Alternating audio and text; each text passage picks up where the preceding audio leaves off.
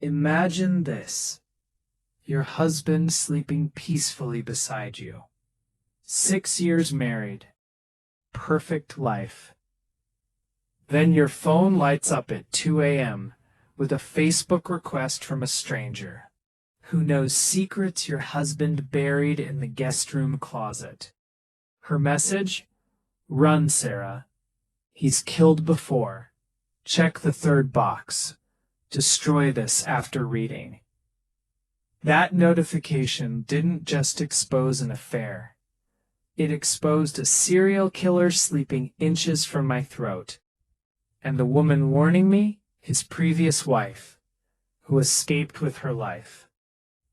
This is the story of how one friend request saved my life and destroyed a monster. You won't sleep the same after this. It was 2:17 a.m. when my world cracked open, not with screaming or slammed doors, but with a single glowing notification that changed everything forever. The house was silent, except for David's steady breathing beside me. 6 years we'd shared that king bed in our perfect Maplewood Hills colonial. 2 years trying desperately for a baby that never came. His arm draped across my waist felt suddenly like a restraint, not affection. My thumb hovered over the screen, heart thudding so violently I swore it woke him. Lena Blackwood wants to be your friend.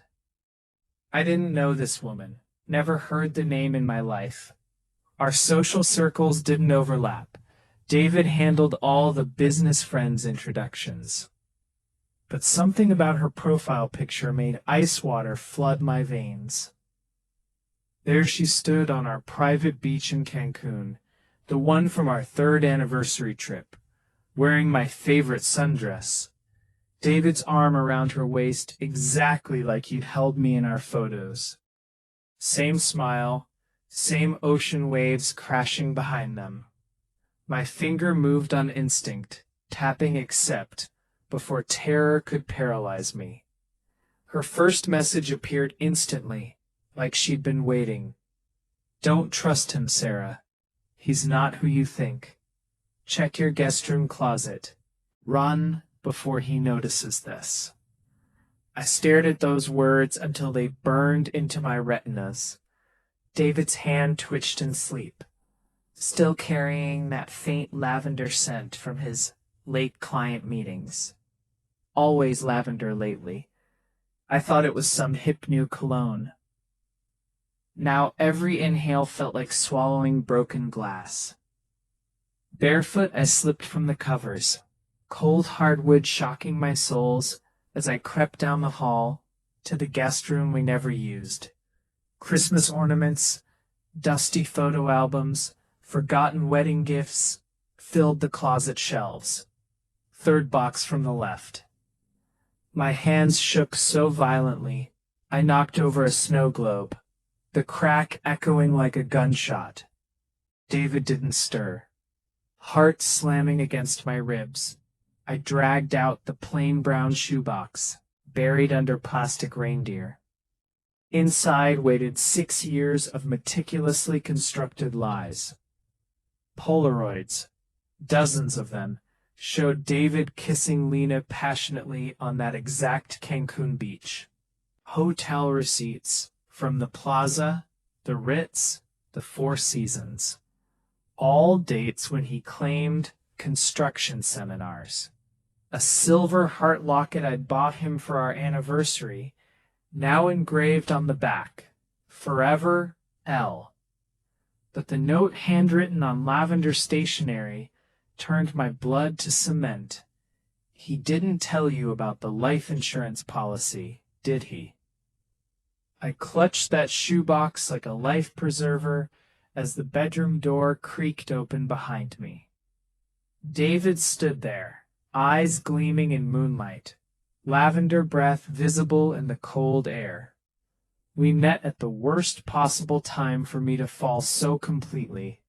My life genuinely in flames, his mask absolutely perfect. I just buried my older brother after his sudden car accident. Lost my marketing director job in the corporate layoffs. 32 years old, crawling back to my childhood home in Maplewood Hills to rebuild from ashes. The house needed total renovation, roof leaking, wiring sparking, floors rotting. David Alexander Whitmore showed up day one as the contractor, work boots muddy, tool belt slung low on narrow hips, that smile instantly melting 3 years of New York cynicism.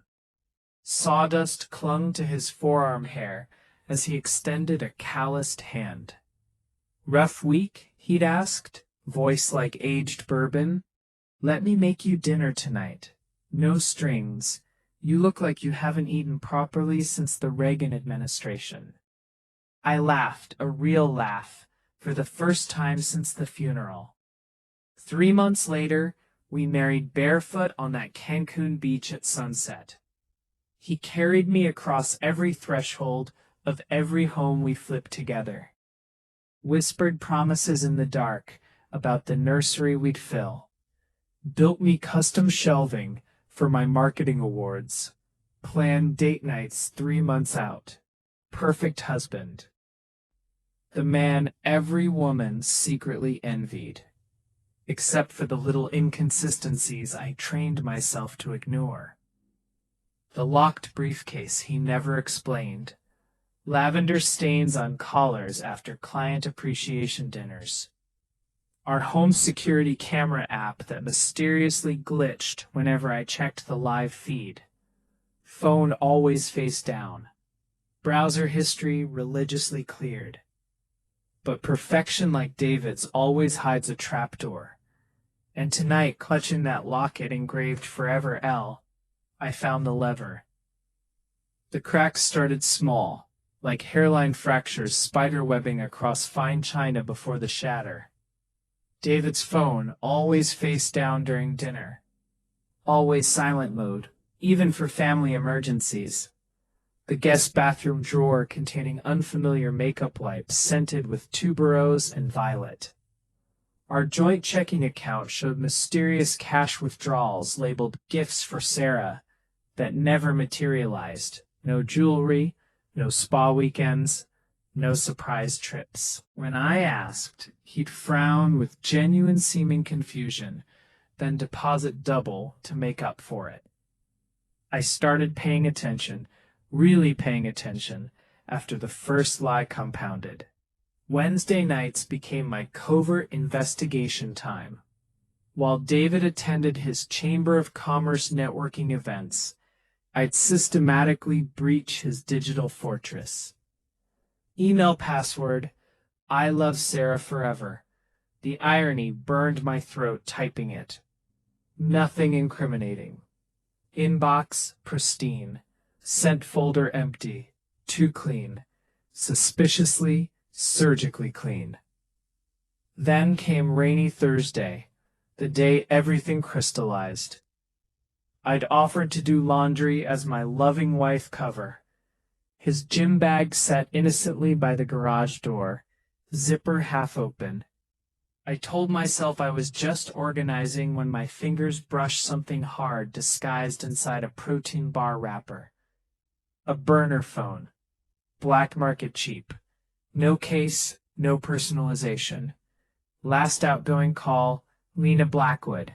Duration, 47 minutes exactly. Voicemail timestamped 2 nights ago. Baby, we need to talk about Sarah. The policy is ready. Thursday works? Life insurance policy. Suddenly, Lena's warning crystallized into lethal clarity. This wasn't just infidelity. David wasn't just cheating. Something deadly waited at the end of that policy number. My fingers flew across the screen before rational thought intervened. Who are you? What policy? Her reply materialized within 7 seconds, like she'd been crouched over her phone, praying I'd respond. Can't explain here. Too dangerous. Meet tomorrow. Coffee shop on 5th and Maple, 10 a.m. sharp. Come alone. Destroy this burner phone immediately after. I deleted the entire thread, heart hammering so violently my vision spotted. Wrapped the burner in 3 plastic bags and fed it to the garage compactor, the crunch audible over my ragged breathing. David would be home from his site visit within 20 minutes. Lavender. Always that damn lavender clinging to his collar, his cuffs, his breath. Morning arrived brutally fast.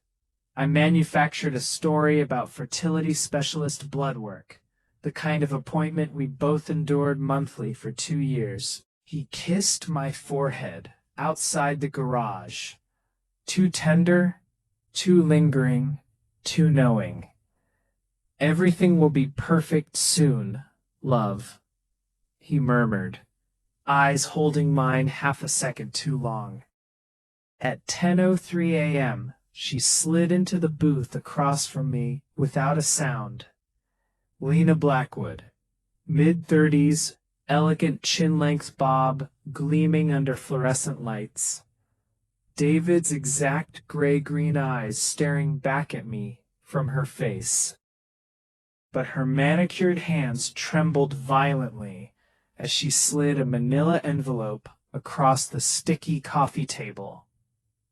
Lena was whispering so fiercely, coffee cups rattled. "You're not safe, Sarah." None of his wives were. Wives, plural, not girlfriends, wives. Lena's envelope didn't contain love letters or revenge porn. It contained 6 years of meticulously documented nightmares. Newspaper clippings from Ohio, Nevada, Connecticut. Devoted husband mourns missing life. Police find no evidence of foul play. Community rallies around grieving groom. All brunette women aged 28 to 32. All married to David Alexander Whitmore. All disappeared within 18 months of their respective weddings. Wife 1, Emily Hargrove Whitmore, vanished from their Cancun honeymoon, 2017. Ruled accidental drowning. David collected $2.1 million. Wife 2, Rachel Bennett Whitmore, disappeared 2020 after fertility treatments failed. Staged car accident into river. Body never recovered. $1.8 million payout. Wife 3, Sarah Mitchell Whitmore, current project. Each woman had purchased $1 million life insurance policies 6 months into marriage. Each named David Alexander Whitmore sole beneficiary. Each wore an identical silver heart locket, the exact one I'd given him for our anniversary. Lena in voice breaking, tears carving mascara rivers. He let me live because I discovered the pattern first, caught him researching insulin overdoses, gave me 2 choices: become his accomplice in targeting wife 5, or join Emily and Rachel. I felt the diner chair springs through my jeans. The coffee turned to battery acid in my stomach. My perfect husband wasn't a cheater. He was a serial widower, and I was next. That night, while David slept the sleep of the innocent, I became a woman possessed. The guest room bookshelf, always oddly heavy-handed whenever I tried rearranging, gave way with one desperate heave. Behind fake books waited his real office. Wall-to-wall surveillance photos chronicled his wife's final months. Candid beach shots from Emily's honeymoon, dissolving into police missing posters. Rachel smiling at fertility clinic, morphing into her empty driver's seat by the river. Candid shots of me at the grocery store last week. Insurance binders color-coded by victim. Poison research printouts from academic journals, medical forums, dark web pharmacies. Method 4, untraceable. Circled in red ink. The ledger was the killing stroke. Black moleskin. David's precise handwriting. Emily. Success. $2.1 million payout. Method, drowning simulation. Rachel, success, $1.8 million payout. Method, car accident plus river. Sarah Mitchell, in progress. Method 3 recommended. I flipped to Method 3, underlined twice in red. Lavender extract plus bovine insulin overdose. Mimics diabetic coma. Autopsy inconclusive, 87% cases. My hand flew to my throat. Every lavender scarf, every lavender candle, every lavender cologne on his skin after late nights, it wasn't seduction. It was his kill signature. I waited until dessert Thursday night. David's favorite, creme brulee I prepared with Lena's antidote vial hidden in my apron pocket. 3 precise drops into his favorite Merlot while he checked fantasy football scores. I set his glass down gently, pushed my untouched plate aside. Sarah, in voice calm, deadly monotone. Tell me about Emily, David. And Rachel. Their favorite color was lavender too, wasn't it? His fork froze midair, brulee dripping custard. For exactly 2.3 seconds, the mask shattered. Gray-green eyes widened to show white all around. Then the charming laugh returned, practiced as a symphony orchestra. Work stress hitting hard, honey? Those late nights have you imagining things? Let's get you to bed early. I slid Lena's envelope across the tablecloth. Sarah. I met Lena. Saw the office behind the bookshelf. Know about the insurance policies? Method 3 sounds efficient. The Riedel crystal wine glass exploded in his fist. Merlot sprayed arterial patterns across cream walls. David, with voice ice cold, face transforming. She was supposed to stay quiet. Should have finished her last year. He lunged like a jungle cat. I dodged left. The heavy dining table flipped end over end, Wedgwood china exploding across slate tile. David moved animal fast, decades of construction labor fueling terrifying strength. Eyes solid black with rage, no white visible. David with snarling through bloody lips. 4 down would have been my record. You'll be famous, Sarah, the wife who finally got it right. Method 3 looks clean on paper. I grabbed the fireplace poker. Brass, heavy, still warm from last night's embers. He laughed, deep belly laugh of the damned, and pinned my wrist against the mantel. Lavender breath hot across my face. Toxic sweet. Syringe glinted in his other fist. Insulin prepped, dosage lethal. Front door crashed inward, wood splintering. Lena Blackwood stood framed in the wreckage. David's own Beretta 9mm, steady in her shaking hands. Lena, with voice steel despite terror. Let her go, David, or I tell them everything. Starting with Emily's real autopsy. We had 18 hours maximum before David posted bail or vanished with new identity papers. Police wouldn't believe perfect husband David Alexander Whitmore murdered 3 wives. No bodies, perfect paper trails, devastated widower act airtight. Needed ironclad evidence. Lena drove like fleeing hell itself, my arms clutching the blood-spattered ledger. First stop, Emily's younger sister Claire, who lived 30 minutes north, in the same station wagon David supposedly drove off the Cancun ferry. Emily's sister Claire, with tearful, clutching rosary voice. He visited her grave last week.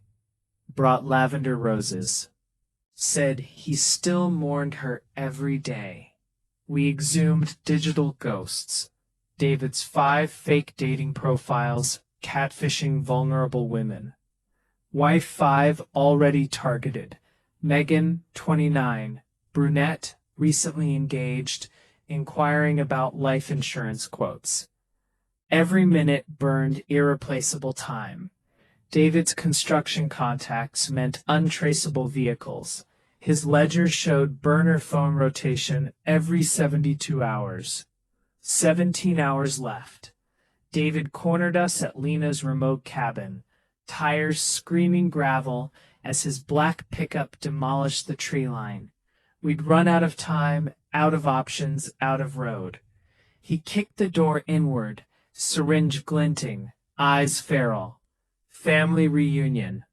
Lena shoved me sideways into the stone fireplace.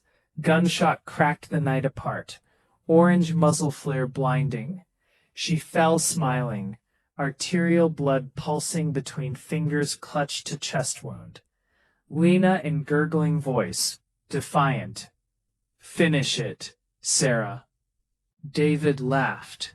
Pure evil sound, as I scrambled for the dropped Beretta. His laugh died permanently when my third shot caught center mass. 2 more insurance policies would never cash. I burned the cabin with David's body inside. Lena's too, her whispered final request between blood bubbles. No more ghosts haunting young women. Insurance policy? I tore the $1 million contract to confetti before 3 witnesses.